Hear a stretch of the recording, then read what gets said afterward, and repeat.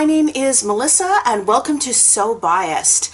I'm an opera singer slash opera producer slash costumer slash vintage lover, and I'm going to be talking about some of my sewing projects. My favorite era is definitely the 1940s and early 50s, but as an opera singer and someone who makes a lot of costumes for opera, I have done costumes in a lot of different eras. Now, why should you follow me? Am I an amazing historian like Kathy Hay or Karolina Zabrowska? No.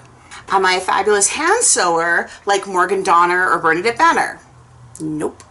Do I have incredible swag like Dandy Wellington or Zach Pinsent? No. Am I charming and lovely like Micara Tours or Rachel Maxey? Nope. Do I have a ton of history knowledge like Not Your Mama's History or Abby Cox? Nope. Do I have an adorable animal companion? Yes, I do. Are you a pretty girl? Are you super pretty? Stay.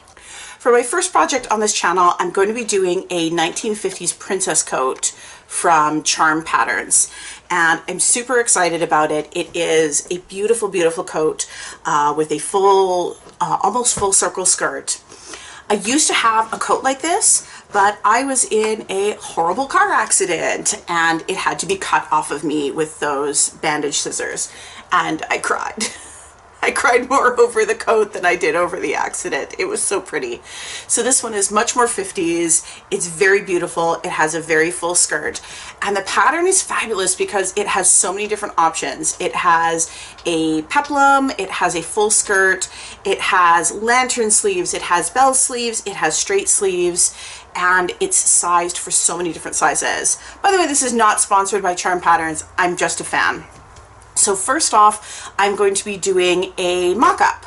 And for those of you who have never done a mock-up, it's making the pattern out of just a cheap plain fabric.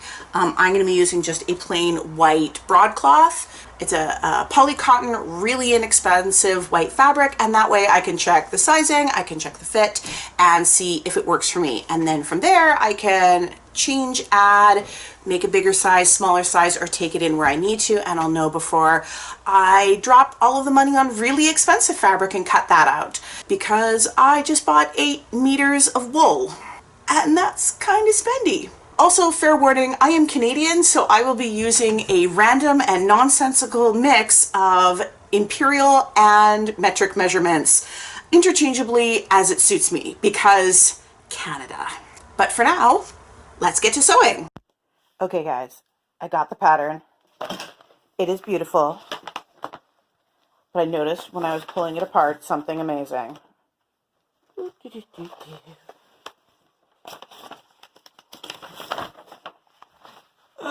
It has pockets! Pockets! 1 hour and 18 minutes later, the cutting is done.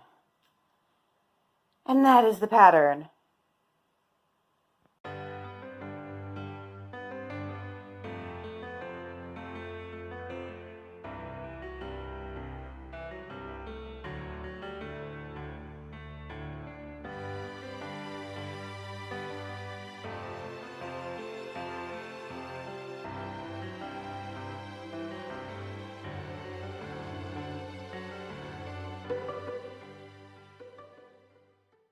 First things I notice about this pattern is cup size is actually taken into account.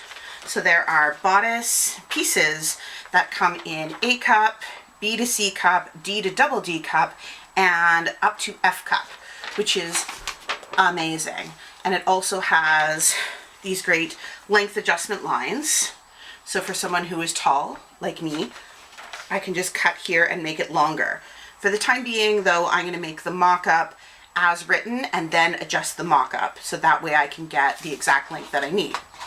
So I've traced all the mock-up pieces and cut them out, and because it's a mock-up and I don't care, I've just labeled all of them with pencil to show which piece I am working with, and then, ignore that, I'm going to start sewing them together, and then I can adjust once I've done that. Very exciting. Stay tuned. All right, so I'm only doing the mock-up for the bodice because the skirt will fit regardless. I mean, it's a skirt. Once I get the waist seam to the correct size, then I can do any adjustments there. So first off, I am taking the bust piece with the collar, you can see here, and I am going to stitch along the under collar and then cut diagonally. So cutting out the notches in the lapel. And because I'm smart, I transferred all my markings in chalk, but completely forgot to do it on the other pieces. So I will be best guessing for this one.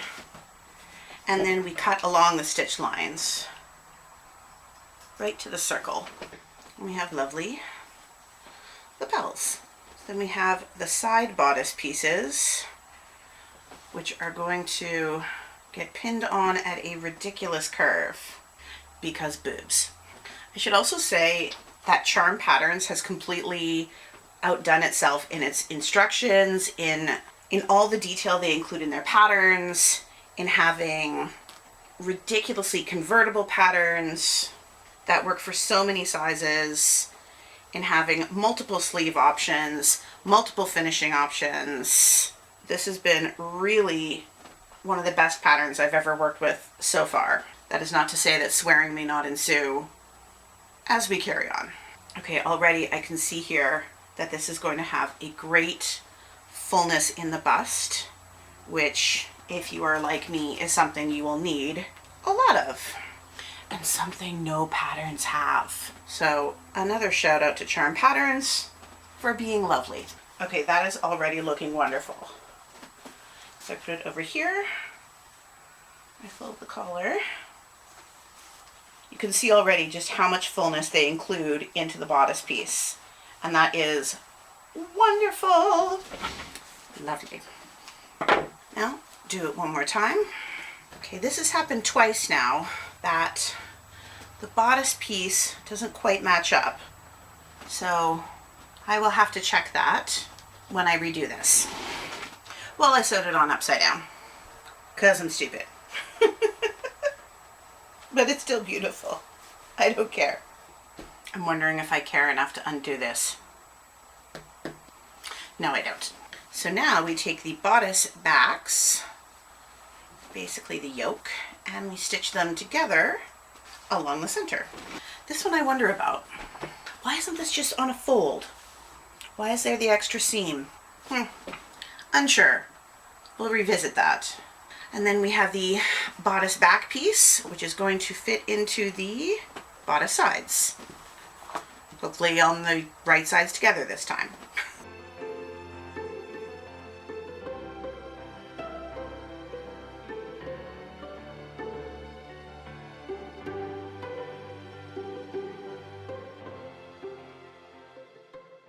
This time I tried starting the point a little higher than the seam so that it would align almost perfectly, pretty close.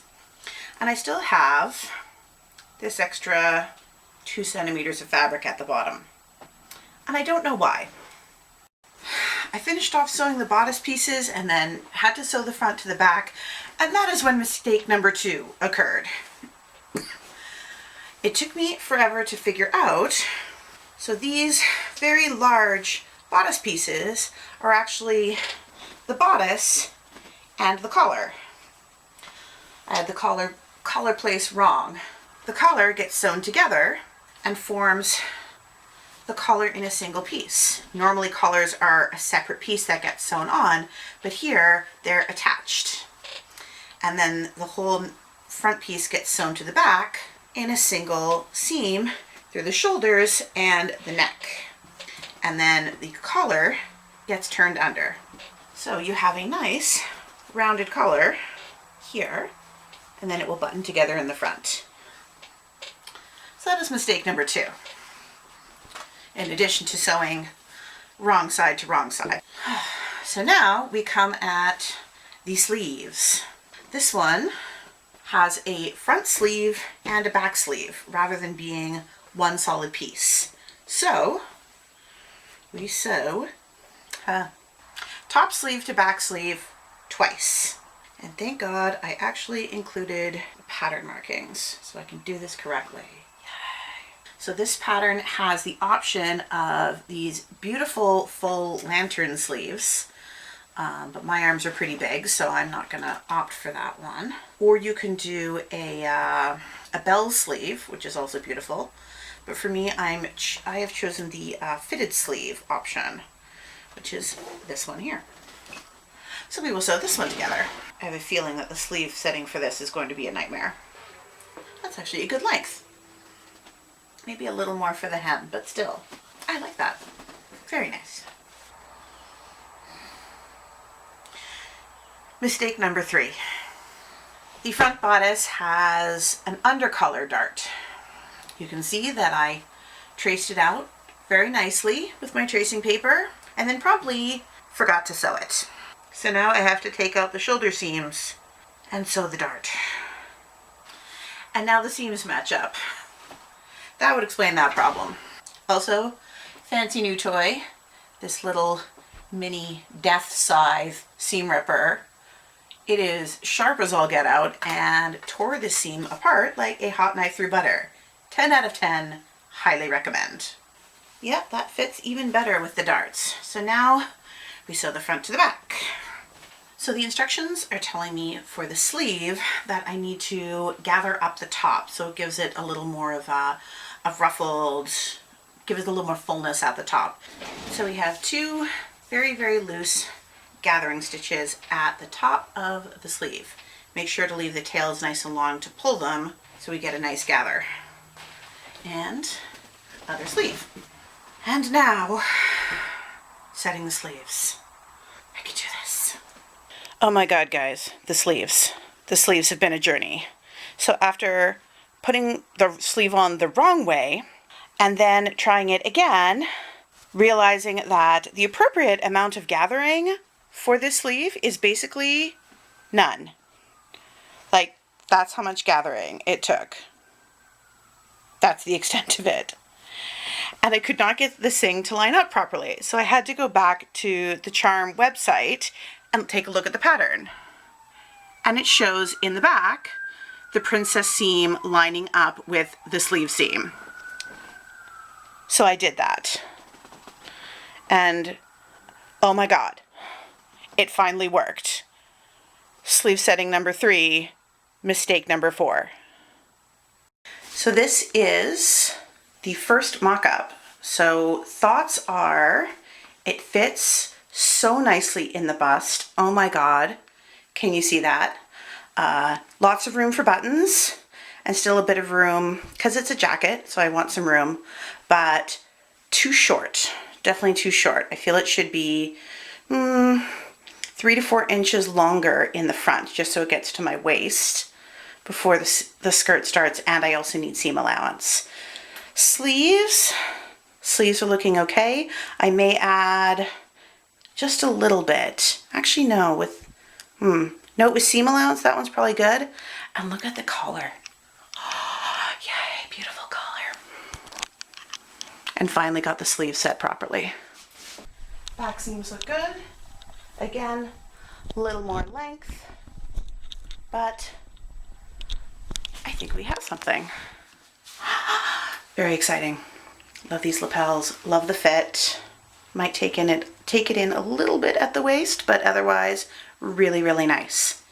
Well, that's it for the jacket mock-up. My next video, I'm going to be making the full jacket from start to finish, and I'm super excited about it.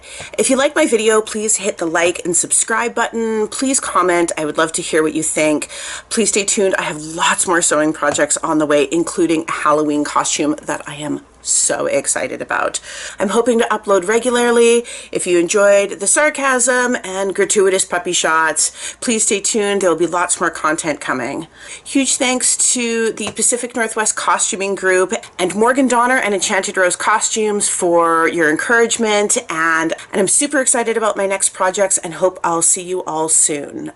Until then, have a great day. Please take care of yourselves, stay happy and healthy, and we'll see you soon.